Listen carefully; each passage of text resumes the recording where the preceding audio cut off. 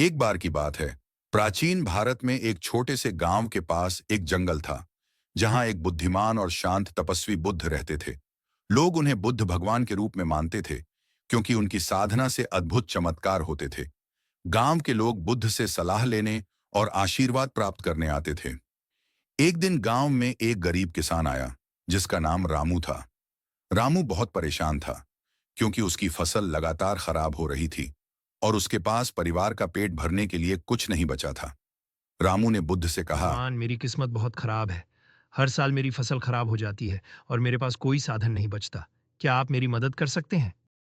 बुद्ध मुस्कुराए और रामू को पास बुलाया। उन्होंने कहा, रामू, जीवन में हर कठिनाई के पीछे एक गहरा सबक छिपा हो।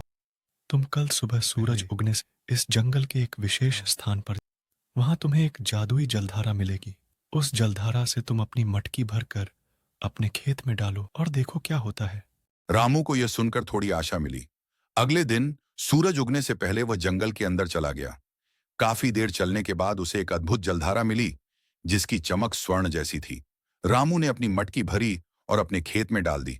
कुछ ही दिनों में चमत्कार हुआ।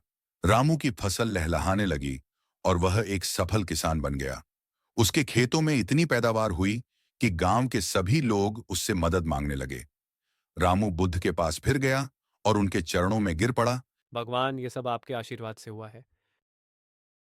रामू, यह केवल तुम्हारे विश्वास और मेहनत का परिणाम है। जादू बाहर नहीं, हमारे भीतर होता है।